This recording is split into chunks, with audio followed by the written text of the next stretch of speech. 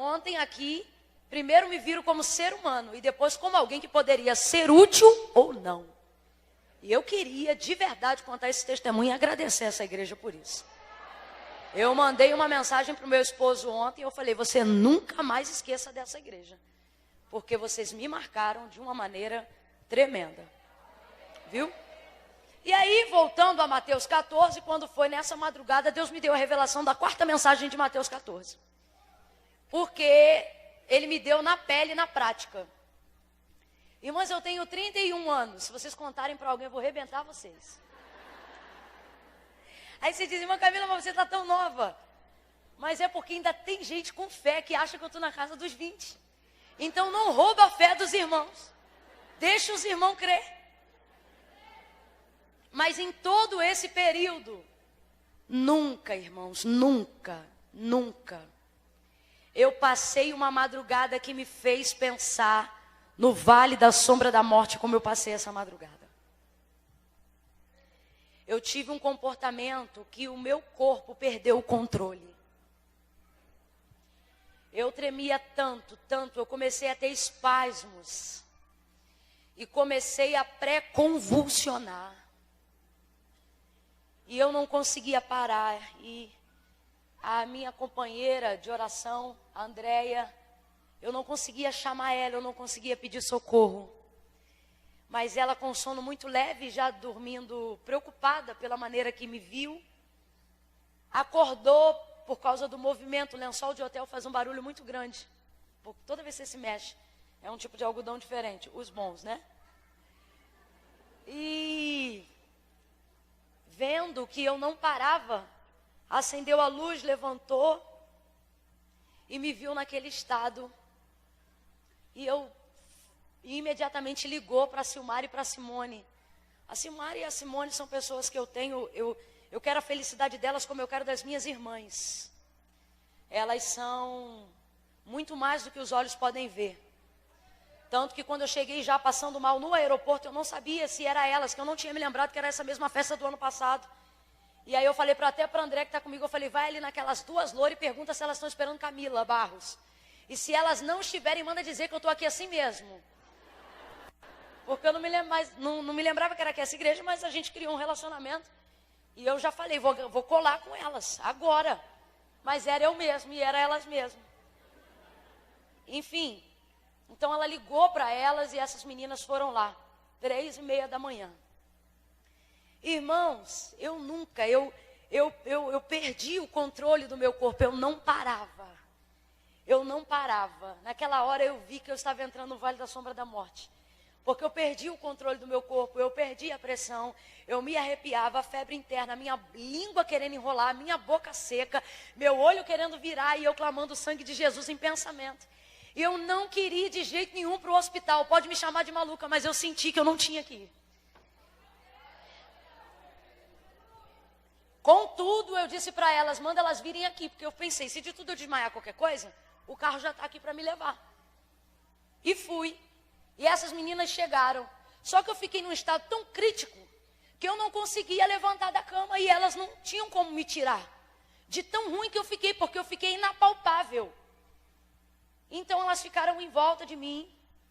E eu disse, em algum momento, quando elas chegaram, eu comecei a parar já de tremer, tentando beber água e bebi água.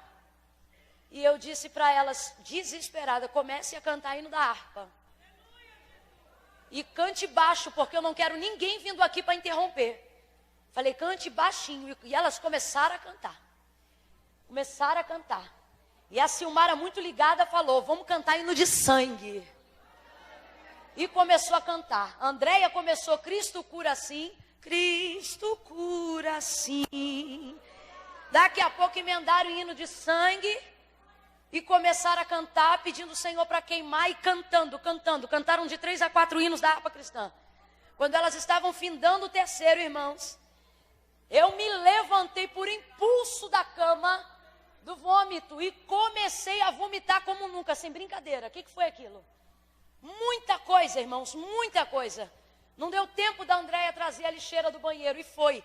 e era uma coisa aquosa, porque há algum tempo já eu não estava comendo nada muito sólido, só hidratação e Gatorade e essas coisas, e botando e evacuando muito, não tinha nada no estômago. Irmãos, eu comecei a vomitar, foram 4 jatos, perdoe a expressão, mas eu não sei usar outra, foram 4 a 5 jatos de vômito fora do comum. E enquanto aquilo saía e eu molhava o quarto, eu dizia para elas, continua cantando. E elas continuaram cantando. Coisa boa é quando mais de um doido se encontra para falar com Jesus. E continuaram cantando e eu continuei botando aquele líquido para fora. Botando aquele líquido para fora. Quando terminou, eu levantei daquela cama e eu não sentia mais nada. Oh, aleluia! E aí eu disse para elas, agora canta hino de gratidão. E elas começaram, mais grato a ti, mais grato a ti, mais consagrado, ó faz-me, Senhor, mais humilhar. Erebacanda sobre andaca, xeremandaca soria vaquecia, amandaconda rebassoria, elemanta que levara sobria. E cantaram ele todo.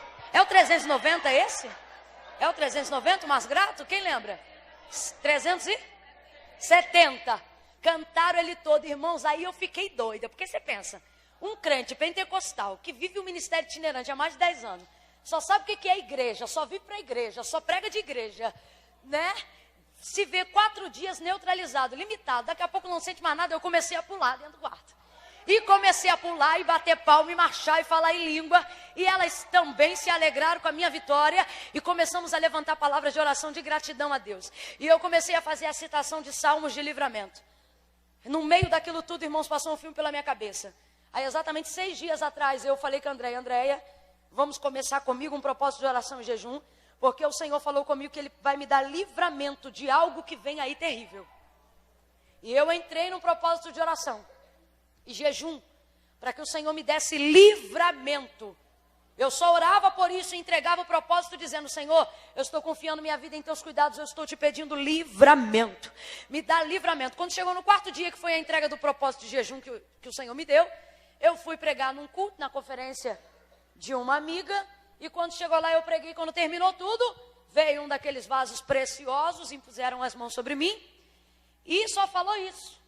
Falou, eu vi, eu recebi, eu estou cuidando. E te digo que grande foi o teu livramento, porque eu já dei. E entregou o livramento. Naquela hora eu entendi, Deus recebeu o meu propósito de jejum em prol de livramento pela minha vida. Ontem eu cheguei aqui, foi essa situação toda que eu estou contando para vocês. Mas nada se compara ao que eu passei nessa madrugada. Nada se compara. E foi ali que eu sei que o Senhor me livrou. Então quando eu estava ali na cama, e vendo que aquilo não passava, porque já eram quase 25 minutos e eu não parava de pré-convulsionar e de tremer e de ficar com a boca seca e ficar muito mal. Eu antes de dormir ontem à noite, eu falei, Senhor, não é a dor que me preocupa, não é a fraqueza que me preocupa, o que me preocupa é não sentir a tua presença. Eu falei, Senhor, eu não estou sentindo a tua presença aqui nesse quarto. Falei com ele. Era como se Deus estivesse ali, mas não me dissesse que estava. Era como se Deus estivesse ali, mas estivesse quieto. Ontem, por exemplo, eu aprendi que assim como você tem que ter o prazer de celebrar a presença dele, você precisa ter um termômetro para entender quando ele não está. Eu procuro viver um tipo de intimidade com Deus, onde eu não quero só celebrar quando ele está, mas eu quero ficar logo antenada quando ele não estiver. E eu me preocupei ontem, porque ontem, desde que eu saí do hospital, até vim para cá, e a hora que eu entrei no quarto nesse estado, eu sentia uma ausência da manifestação da presença de Deus. Vê se você entende, eu não estou dizendo que Deus não estava na sua onipresença, mas para a gente que é íntimo de Deus e caminha ao lado dele, é diferente quando você não sente Deus na sua manifestação. E eu disse, Senhor, o que está me preocupando é que o Senhor não está aqui. O Senhor não está aqui do lado da cama como de costume quando eu durmo.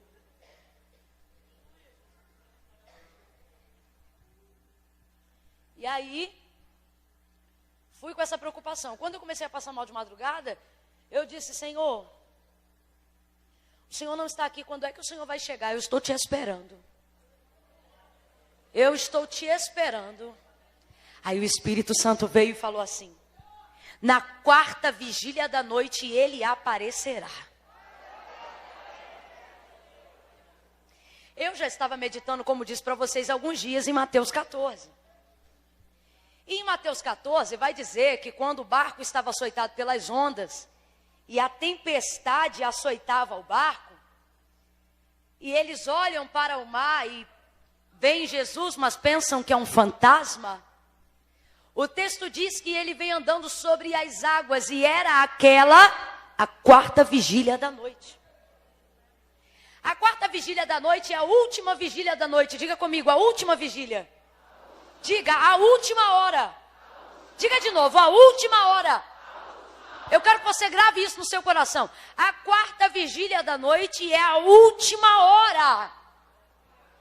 Ela é dentro do cronograma.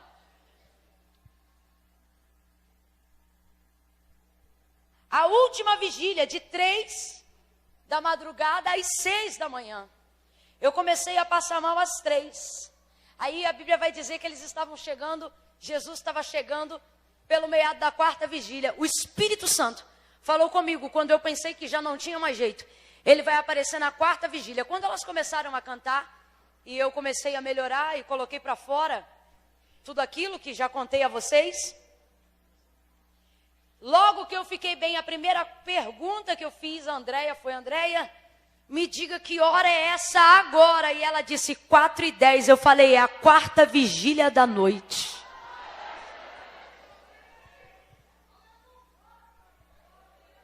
Exatamente como o Espírito Santo me disse. Ele apareceu. Pegue na mão dessa mulher de Deus aí.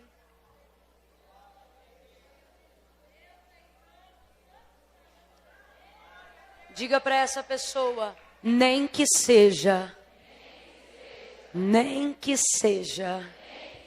na última vigília da noite. Aperta a mão dela com mais firmeza e diga, Ele aparecerá. Quem acredita nisso?